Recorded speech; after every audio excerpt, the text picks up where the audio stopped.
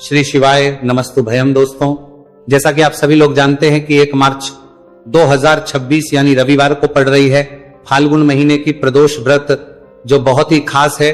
और दोस्तों, ये वो तिथि है जो कि फाल्गुन महीने में रविवार को पड़ रही है। दोस्तों, इसी दिन किया जाने वाला पंडित जी द्वारा बताया गया एक लाल फूल और एक सफेद फूल वाले उपाय आप लोगों को जरूर करना चाहिए, क्योंकि दोस्तों ये एक ऐसा उपाय है जो कि हर दिन नहीं किया जाता। फाल्गुन महीने में जो रविवार की प्रदोष व्रत आती है उसी दिन किया जाता है। अगर आप लोगों ने इस उपाय को नहीं किया है या किसी कारणवश नहीं कर पाए हो तो इस फाल्गुन रविवार प्रदोष व्रत के दिन इस उपाय से मत चूकना। दोस्तों देखिए, ये दिन इतना खास होता है, इतना महत्वपूर्ण होता है। देखा गया है कभी कभी बड़े बड़े पूजा पाठ अनुष्ठान से जो मनोकामना पूर्ण नहीं होती है, वह फाल्गुन रविवार के दिन एक छोटे से करने से ही आपकी मनोकामना पूर्ण हो जाती है। और बहुत सारे लोगों ने इस उपाय को किया भी है और उनको इस उपाय को करने का फल भी जरूर मिला है।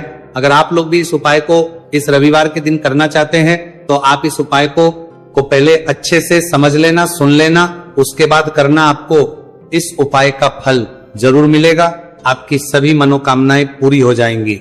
दोस्तों, हम आपको यहाँ पर बता दें कि ये जो एक लाल फूल और एक सफेद फूल वाले उपाय है, ये उपाय पंडित जी ने अपनी अभी की सीहोर की कथा में ही बताया है। उपाय को करने से आपके घर में चाहे किसी भी प्रकार की दुहक और समस्या क्यों ना चल रही हो, आपको उसका कारण भी नहीं पता है कि भाई ये समस्या किस कारण से चल रही है। उसका कुछ भी कारण हो सकता है, जैसे पितृदोष हो सकता है, काल सर्प दोष हो सकता है, या किसी भी तरह का मंगल दोष भी हो सकता है, और भी बहुत तरह के दोष होते हैं, कुछ भी हो सकता है। पर आपको इस उपाय को करने के लिए अपने दोष को पता लगाने की भी जरूरत है। आपके घर में किस कारण से इतनी दुख और परेशानी आ रही है वो भी आपको पता लगाने की जरूरत नहीं है। बस रविवार को प्रदोष व्रत के दिन इस उपाय को कर लेना है, क्योंकि इसी एकमात्र उपाय को करने से आपके पूरे घर परिवार में सुख और शांति हो जाएगी। आपके घर में अच्छे अच्छे काम होने लगेंगे। आपकी जो भी मनोकामना होगी वो भी धीरे धीरे करके पूर्ण होना शुरू हो जाएगी।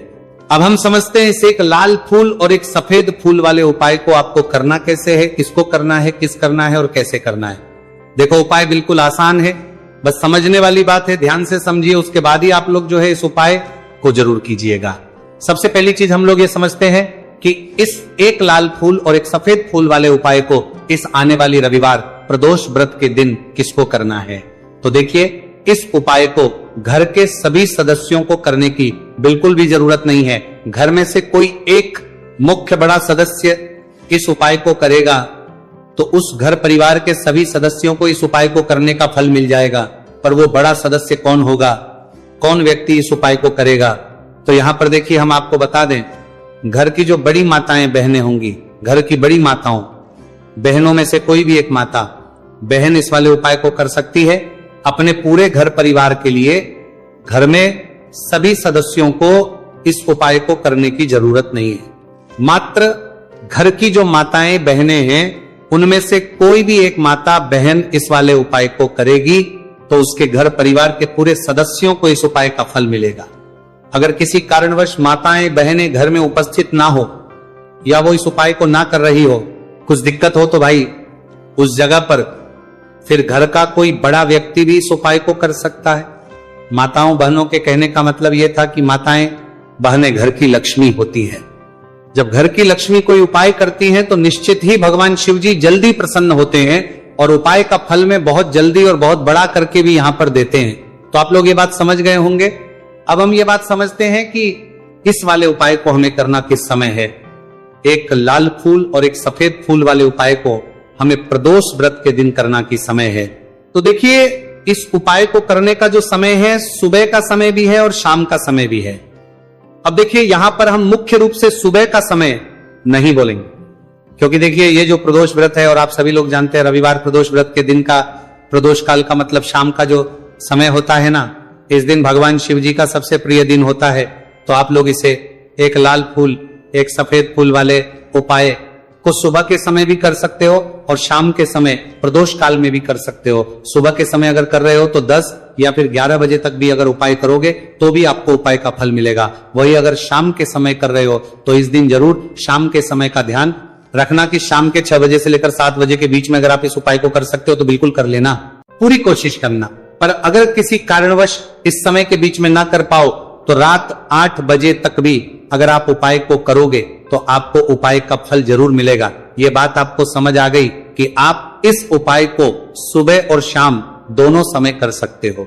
मतलब करना आपको एक ही समय है, घर में से किसी एक ही बड़े व्यक्ति को करना है, एक ही बार इस उपाय को करना है, दोनों समय नहीं करना है। आपको जो समय अच्छा लगे आप उस समय पर इस वाले उपाय को कर सकते हैं। तो चलिए जानते हैं इन विशेष उपायों के बारे में। लेकिन उससे पहले जो भी मेरे भाई मेरी प्यारी बहनें आज चैनल पर पहली बार आए हैं या मेरी आवाज आज पहली बार सुन रहे हैं, अगर आप भी महादेव के सच्चे भक्त हैं तो वीडियो को लाइक और चैनल को सब्सक्राइब जरूर कर लें और कमेंट बॉक्स में लिखें हर हर महादेव देखो। अब सबसे पहली बात आती है कि इस उपाय को हमें करना किस लिए है। जैसा कि हमने अभी आपसे बोला कि इस उपाय को करने के बाद आपके जीवन में बहुत सारी खुशियां आएंगी, आपकी मनोकामनाएं पूर्ण होंगी, आपकी धन की समस्या दूर होगी, आपकी पैसों की समस्या दूर होगी। अब देखिए, अगर आप लोग सोच रहे हो कि भाई हमें अपना घर बनाना है पर घर बनाने के लिए पैसा नहीं है, हमें गाड़ी लेना है पर गाड़ी लेने के लिए पैसा नहीं है, हमें जमीन लेना है पर जमीन के लिए पैसों की कमी पड़ रही है, अगर ऐसी ही दिक्कत परेशानी या किसी भी तरह की धन से जुड़ी हुई समस्या या पैसों से जुड़ी हुई समस्या अगर आपके जीवन में चल रही है तो ये उपाय निश्चित ही आपके जीवन में बहुत सारे फल ला कर दे सकता है। इसीलिए अगर आपके घर में बहुत ज्यादा दिक्कत समस्या परेशानी चल रही है, धन से जुड़ी हुई पैसों से जुड़ी हुई, धन की बहुत ज्यादा कमी आ रही है, पैसों की आवक नहीं हो रही है, तो भाई आप लोगों को इस वाले उपाय को जरूर करना चाहिए। घर में से किसी एक भी बम्मे व्यक्ति को। अब इस उपाय में करना क्या है वो सबसे पहले हम लोग जान लेते हैं। उपाय की सामग्री हम लोग सबसे पहले जानते हैं कि इस उपाय में किस किस चीज की आवश्यकता पड़ेगी। तो देखिए, उपाय का नाम तो एक लाल फूल और एक सफेद फूल वाला उपाय है, पर इस उपाय में कुल मिलाकर 4 सामग्री हमें लगने वाली, जो कि पंडित जी ने खुद सीहोर वाली कथा में बताया है। और जो हम आपको उपाय बताते हैं वो पंडित जी द्वारा बताए गए होते हैं, अलग से हम कुछ भी नहीं बताते। तो यहां पर हम लोग समझते हैं कि इस उपाय की सामग्री क्या है। तो देखो, उपाय की जो सामग्री है वो 4 सामग्री है, जिसमें से सबसे पहली सामग्री है एक बेलपत्र। देखो, बेलपत्र क्या होती है? बेलपत्र जो शिव की शिवलिंग पर चढ़ती है। दूसरी चीज है एक शमी पत्र, शमी पर शिवलिंग पर ही चढ़ता है। तीसरी चीज है दोस्तों एक लाल फूल, उपाय का नाम है। तो एक यहां पर आपको लाल फूल लेना है। अब ये लाल फूल कौन सा लेना है? देखो, शिवलिंग के ऊपर जो लाल फूल चढ़ता हो उनमें से कोई भी एक लाल फूल पसंद कर लेना और वो कहीं से तोड़कर या कहीं से खरीद कर लेकर आना और उस लाल फूल को उपाय में प्रयोग कर लेना। उसके बाद में एक सफेद फूल का विशेष रूप से ध्यान रखना। जो सफेद फूल शिवलिंग पर चढ़ता हो सिर्फ वही सफेद फूल लेकर आना, इसके अलावा कुछ मत लेकर आना, लेकिन केतकी का मत लेना। तो एक एक मात्रा में ही आपको ये चारों सामग्री चाहिए, एक बेलपत्र, एक शमी पत्र, एक लाल फूल और एक सफेद फूल। ये चारों सामग्री आप लोग तैयार करके रख लें।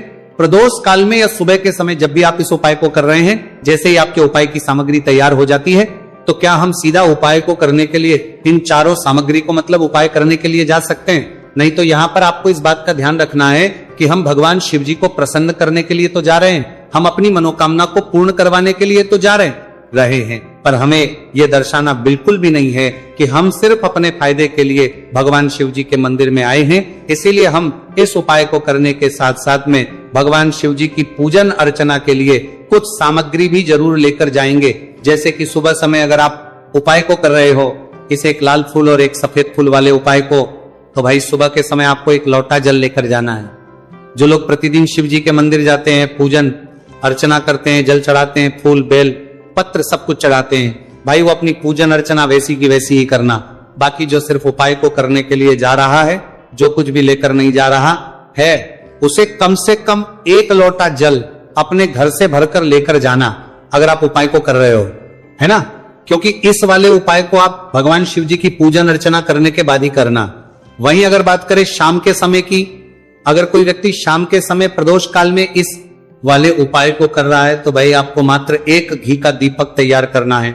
ये बात हम हमेशा बोलते हैं, शाम के समय प्रदोष काल में कोई कर रहे हो ना, तो दीपक का विशेष महत्व होता है। रविवार, प्रदोष व्रत, दिन का प्रदोष काल में जो भी व्यक्ति दीपक जलाता है ना भगवान शिव जी के मंदिर में, भाई उसके जीवन से सारी दुख और परेशानियां भी दूर होती है। तो भाई इस दिन दीपक का विशेष रूप से ध्यान रखना आप लोग। अगर आप इस उपाय को शाम के समय प्रदोष काल में कर रहे हो, है ना, ये जो दीपक आप लोगे ये आटे का लोगे। जो आटा आप गूंद दोगे उसके अंदर कुछ भी मत डालना, मात्र सादा आटा लगाकर उसे तैयार कर लेना और एक मीडियम साइज का दीपक तैयार कर लेना। दीपक ना ज्यादा छोटा हो ना ज्यादा बड़ा हो, है ना। उसके बाद में दीपक आपका तैयार हो जाए तो इसके अंदर जो बत्ती रखोगे वो गोल बत्ती रखोगे। देखो, गोल बत्ती भी दो तरह की होगी, एक बाजार की और एक घर वाली। तो कोशिश करना अपने घर में जो रुई रखी हुई है उस रुई से आप लोग एक गोल बत्ती अपने ही हाथों से बनाओ। उपाय का फल अच्छा मिलता है, भगवान शिव जी जल्दी प्रसन्न होते हैं। जब हम किसी भी उपाय को अपने हाथों से परिश्रम करके तैयार करते हैं तो आपको उस दीपक के अंदर एक गोल बत्ती रख देनी है।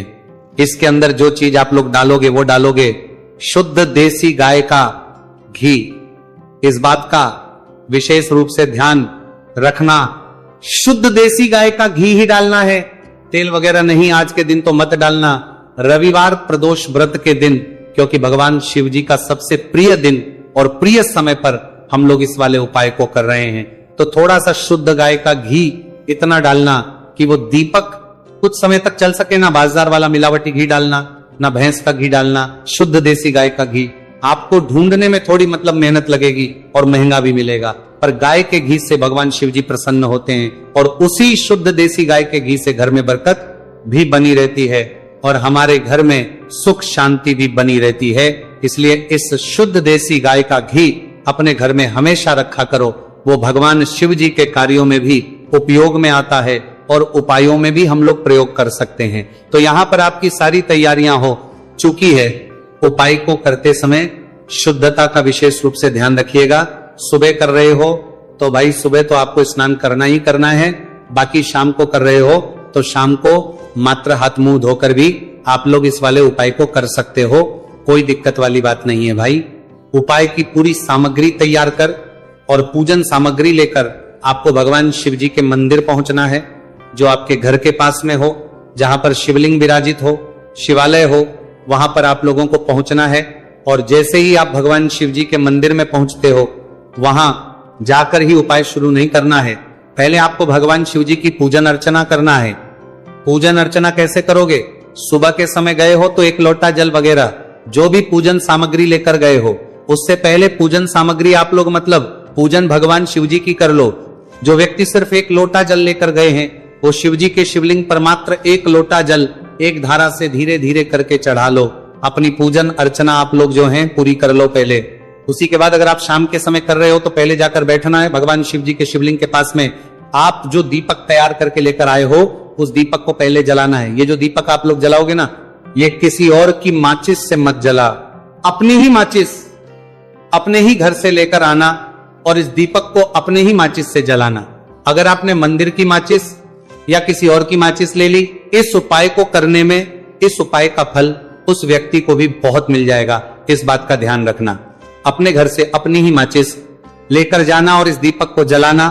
दीपक को जलाने के बाद भगवान शिव जी की शिवलिंग के पास में रख देना। शिवलिंग के इतना पास में मत रखना कि शिव जी को आंच लगे, थोड़ी सी दूरी बनाकर ही जो है इस दीपक को शिवलिंग के पास में आप लोग रख दीजिएगा। अब जैसे ही आपकी पूजन अर्चना हो जाती है, भगवान शिव जी के शिवलिंग के सामने या आसपास कहीं पर भी बैठ जाइए उपाय को करने के लिए। और उपाय को करने से पहले आप लोग अपनी वो चारों पूजन सामग्री निकाल लीजिए। उपाय की जो सामग्री है वो निकाल लीजिए और भगवान शिव जी के शिवलिंग के ऊपर एक माता अशोक सुंदरी जी का स्थान देख लीजिए। माता सुंदर जी का जो स्थान होता है वो जलाधारी के ऊपर होता है, जलाधारी के बिल्कुल बीचों बीच में होता है। आप लोगों ने देखा भी होगा शिवलिंग की जलाधारी होती है। जलाधारी के बिल्कुल बीचों बीच का जो स्थान होगा वो माता अशोक सुंदर जी का स्थान होगा, क्योंकि यहीं पर हमें ये जो है उपाय को करना है। सबसे पहली चीज, अब हम उपाय को करना शुरू करते हैं। आप सबसे पहले अपनी एक बेलपत्र उठा लो। एक बेलपत्र को आपको माता अशोक सुंदरी जी वाले स्थान पर सबसे पहले समर्पित करना है। बेलपत्र की डंडी का मुख होगा जलाधारी की तरफ जहां से जल बहता है और नीचे गिरता है, और बीच वाली बड़ी पत्ती का मुख मतलब शिवलिंग की तरफ होगा। इस तरीके से आपको इस बेलपत्र को माता अशोक सुंदरी जी वाले स्थान पर समर्पित कर देना है। उसके बाद में अपनी एक शमी पत्र उठा लो जो आप उपाय के लिए लेकर आए हुए हो। शमी पत्र को उठाकर शमी पत्र की भी जो डंडी का भाग होगा। वो जल की तरफ करके, जहां से जल बहता है नीचे गिरता है उस तरफ करके, और पत्ती वाला भाग शिवलिंग की तरफ करके इस शमी पत्र को भी उस बेल पत्र के ऊपर आपको समर्पित कर देना है।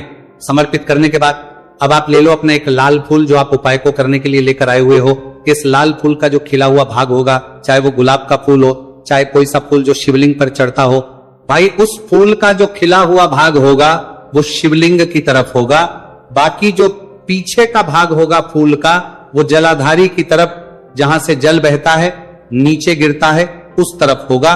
और आखिरी में आपका जो एक सफेद फूल बचा हुआ है, इस सफेद फूल को भी आपको लेना है, और सफेद फूल का जो खिला हुआ भाग होगा वो शिवलिंग की तरफ होगा, जहां पर शिवलिंग रखा हुआ है उस तरफ होगा, और डंडी का भाग जलाधारी के पीछे की तरफ हो जाएगा।